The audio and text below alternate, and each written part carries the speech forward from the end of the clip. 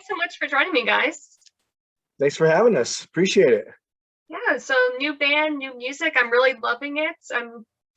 It's really cool how you're mixing all these different songs together and it works. Like, how do you go about deciding which songs to kind of smash up? It's essentially like just we're trying to find stuff that's more like on the dance cusp as opposed to like just being a heavy metal rock band.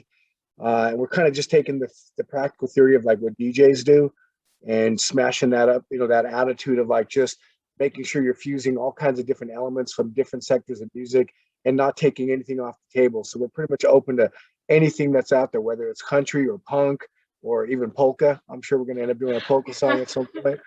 But yeah, just trying to, get people on the dance floor and get them to move. No, I'm all about that. No, it's really fresh to me, I think.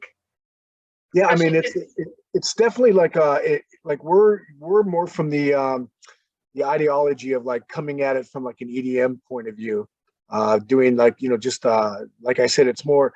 I've heard several people in different interviews like refer to us as a rock band, and I kind of cringe when I hear that because that's not what we are. And we have people that are like big fans of Travis's that have been following his career for a long time, and they're the epitome of like the heavy metal, Gods of Thunder kind of band. And that's not really what this is. We're not a metal band. We're definitely there's elements of rock because that's the school we come from, but definitely elements of DJ stuff and obviously hip hop, rap, and just stuff that you can move to. Country. Country, yeah, we're throwing more and more country into our set as the days go on. like old school country or like the new pop country? It just depends what's out there. Like sometimes we have people like write us and say, "Hey, you should try to like smash something like this up," or somebody in the band will be like, "We just did Def Leppard Pour Some Sugar on Me with Luke Combs. Beer Never Broke My Heart," and that's because Beer Never Broke My Heart is our guitar player's like favorite song in the world.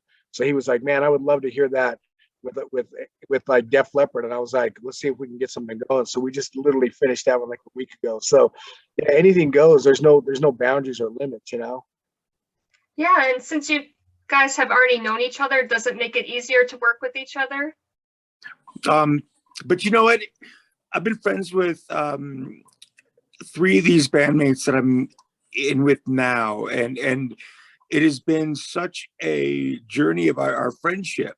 All that all go different ways, and me being busy, and then Diggs, and then several other, everything has been, and Bry, we've all separated for whatever reason, and to become one again, and just not just being friends, but sharing ideas and doing this and collaborating what we've always wanted to do. Now it came to be possible, so it's very exciting. I can And imagine. the thing about it is, Jen, is we've like Travis touched on, we've had a friendship since we were kids back in Los Angeles, and we always wanted to do something together and collaborate on something. And it took we tried something before, Travis and I, a decade and a half ago, to try to put something together, and life kind of pulled us in different directions.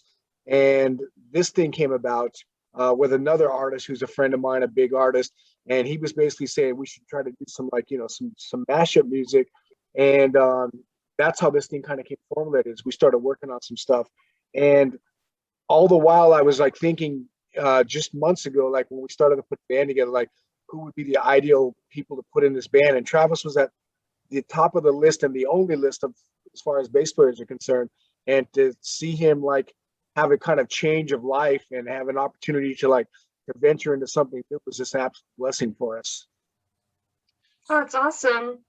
And now that live music is coming back, I want to ask you guys, what's the best concert you guys ever went to as a fan? Like your favorite concert memory? Kevin? Oh my God. We love my first concert as a kid was Rick Springfield.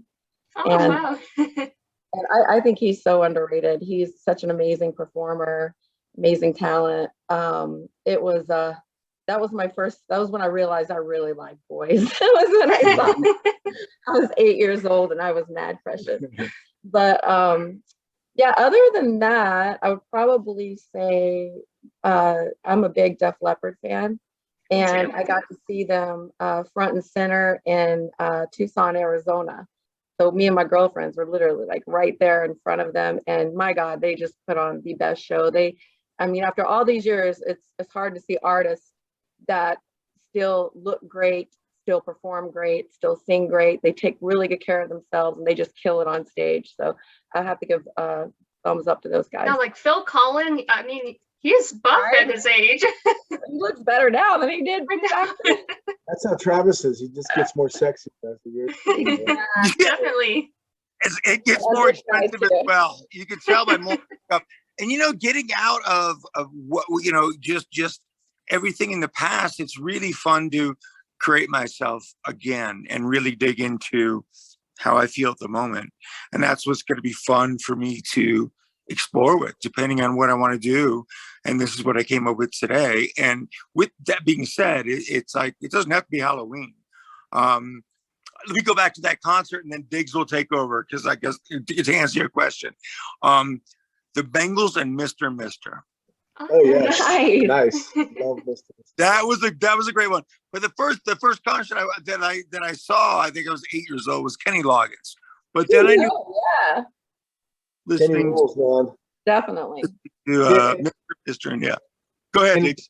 So just get to elaborate on what Travis is saying as far as the bands that we saw as children, as kids. My first band experience was Van Halen, and then I saw like AC/DC and this band called Saxon after that.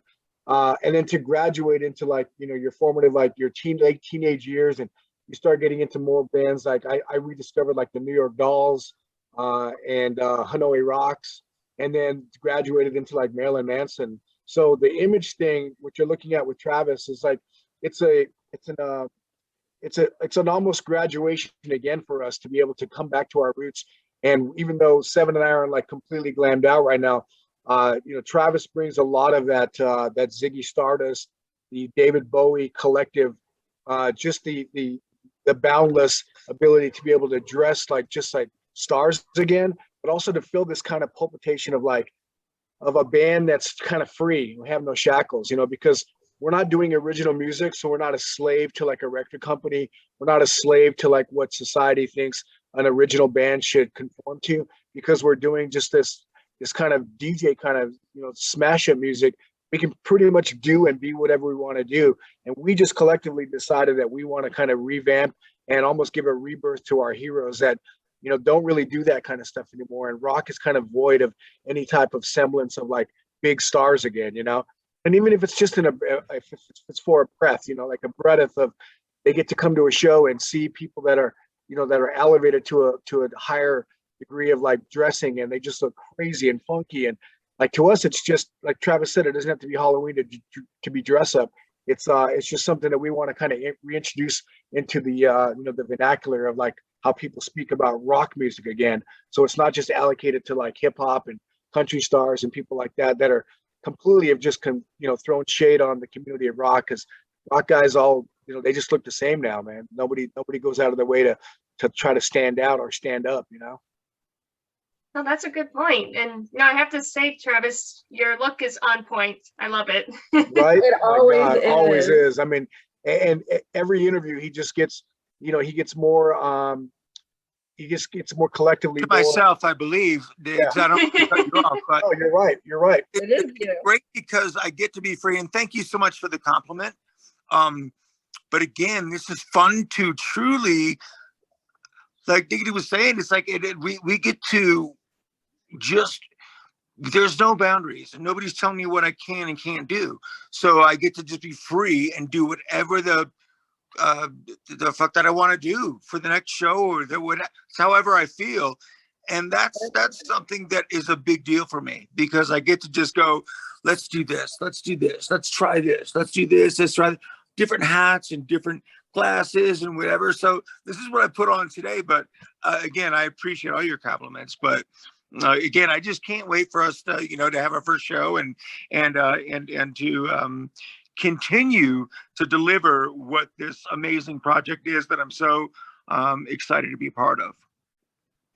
No, I bet it's very liberating to have creative control over everything you do and not feel like a manufactured product by a record label or something.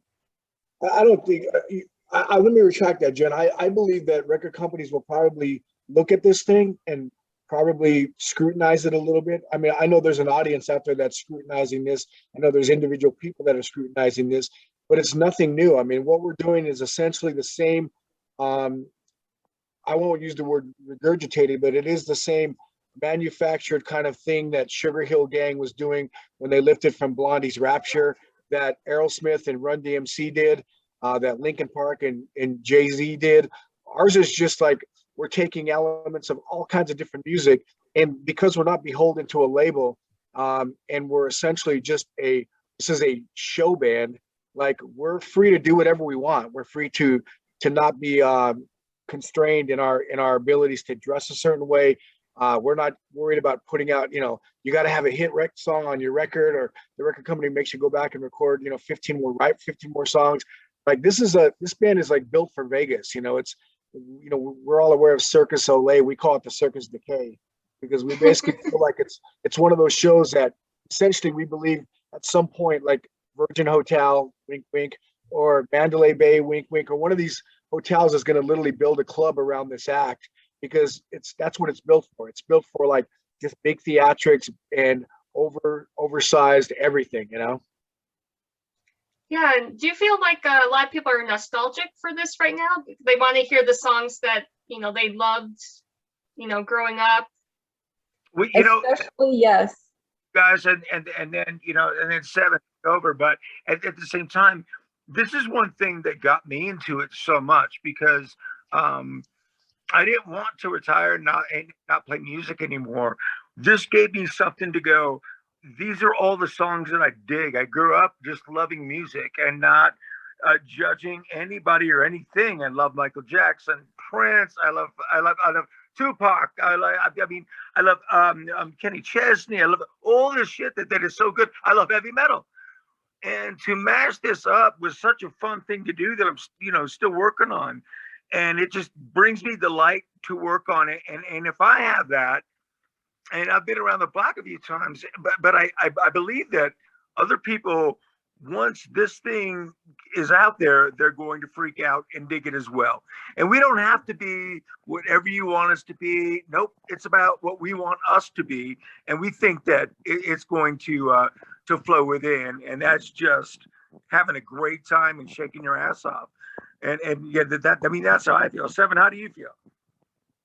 I think especially coming out of COVID, people are ready to just really let their hair down and just have a good time. And that's really the purpose behind the band. Is we're not just combining a beautiful history of music together, but we're combining the people together from all genres and lovers of all genres of music to come together to just let go and have a good time and just love each other. That would be ultimately my personal wish, would be just people would go, oh my God, that was the best time I've ever had.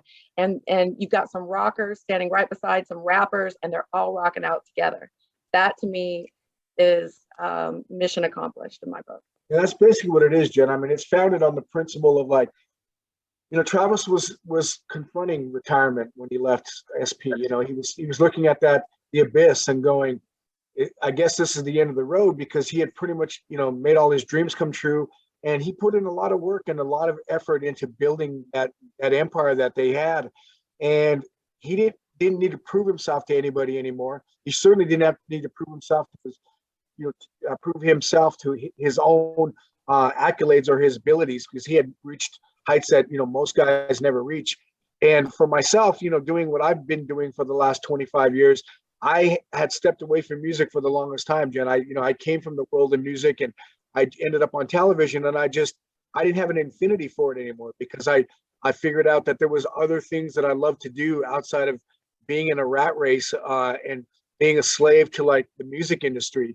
So for us to come out of almost retirement for Travis, pretty much musical retirement for me, and do this, it was based on a fundamental principle, which was we just wanted to have fun, be in a band and have fun together, and make people have fun.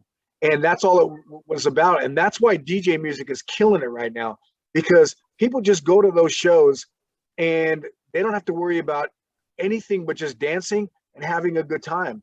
they check everything else at the door, and that's what we're trying to essentially bring is a live functioning band as opposed to a single DJ. We're bringing a band element to it, where you can see all these different flavors and all these different abilities, and people singing country and punk and rap and pop and rock, and doing it all under the guise of one premise and one kind of core mission, which is just have a good time, man. Don't overthink it. Don't come and expect to see Pavarotti or to see Rush. It's just music, and it's just essentially live DJ stuff, man. So that's the premise, man. And the other key element too is that people are going to know all of these songs. So you're not going to go to a concert where you're going to wait anxiously. Are they going to play my favorite song? Are they going to play my favorite song? And sometimes they don't even end up playing it, and you walk away dissatisfied. When they come to our shows, they're going to know every single song that we do, and it's just going to make it even more danceable and enjoyable for them. Yeah, I can definitely see people letting loose to this. Yeah. Awesome. And so you guys are going to release a clip every week? Yeah, we basically are working on 15 songs right now, and most, half of that is just basically for our promotional material, for our apparatus, our team to be able to like go out and get us the residencies that we're seeking and stuff.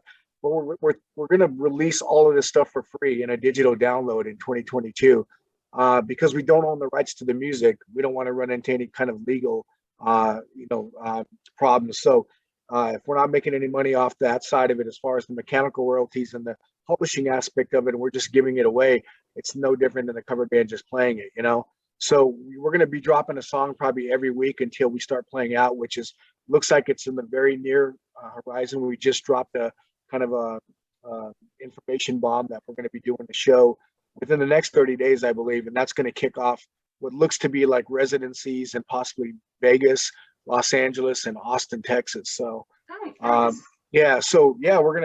just trying to get people to coalesce around something new and different.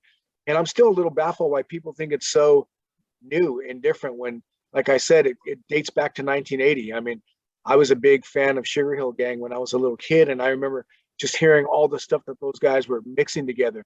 They would just take records, like literally vinyl records, and spin them against each other. So they'd stop on one cut and they'd throw in another cut from a different artist, and that's how it all started. That's how the whole DJ music came about, and that's what made that whole Run DMC Aerosmith song so popular, because it was basically they didn't have Aerosmith involved in that song in the initial approach about it. They just ended up cutting that song and rapping over it and scratching that original record by Aerosmith. And Rick Rubin happened to hear it, and he reached out to Joe Perry and Steven Tyler and said, "Do you want to get involved in this?" And they said, "No, we don't want to fucking touch this. Like, we don't even like that. I mean, I don't even know what that is, but we've heard that the rumblings of rap music, and it's not for our audience." And they got convinced by Rick Rubin to come aboard and take a chance and do it. The rest is history. So I had no idea. This stuff's been around for a long time. But he did coin the term smash-up music. What's different is he's taking 15 or more songs and smashing them all together in one song, and that has yet to be done. So. Which is very fun to learn, by the way.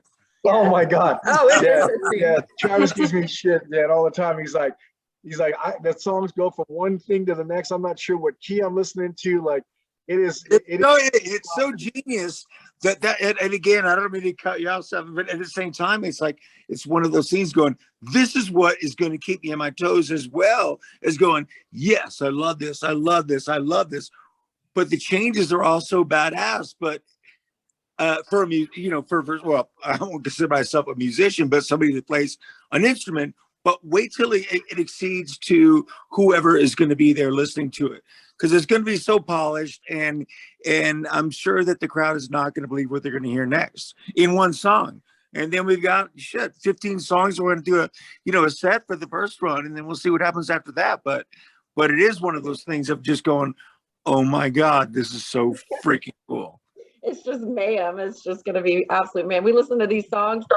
He'll do a smash up and he'll show it to us, and we'll just go, how in the fuck are we ever going to learn how to bring this all together? But somehow, miraculously, when we get in rehearsal room, everybody learns their part, stays in their lane, and it just all blends together beautifully. It's miraculous. It's cool. Jen, I don't know if you've ever been to like to the EDC Electric Daisy Carnival, like any of those kind of like DJ things. Uh, it's the equivalent of watching a DJ on stage and they're mixing 30, 40 different elements of music together, but they're doing it by just pushing buttons. And I'm not discrediting what these guys bring to the table because there's a lot of talent that goes into that, but they're essentially just pushing buttons. Like nobody even old school scratches and mixes like on the 1-2s anymore. Imagine having that kind of music. And then as a band, you go, somehow we need to learn that song and play it live. And it has to sound just like that. It's definitely pushing the boundaries of like of how good you thought you were and how good you didn't think you were. Like bringing Travis into the fold as far as like the musical, he's like the musical muse of the band. We couldn't have pulled this off with anybody but him because people only know him as this kind of rock metal bass player. They don't know him for the other things that he's done in the past, the things that we knew he did when he was in a band called M80s and he was singing in that band. He was like the lead voice in that band. He's a monster player, man. And because this has a funk-laden, danceable, literally the foundation is built on all that. We needed somebody that had that kind of history to be able to pull that off and versatility, but pull it off with conviction and actually do it where it's real. And the guy is just a monster. So yeah, we lucked out by not only getting somebody who we know we have a history with, but somebody who himself has a history with music, Yeah, so Travis, this must be exciting to kind of take your bass playing to another place and try new stuff. It is. And by the way, thanks for having us.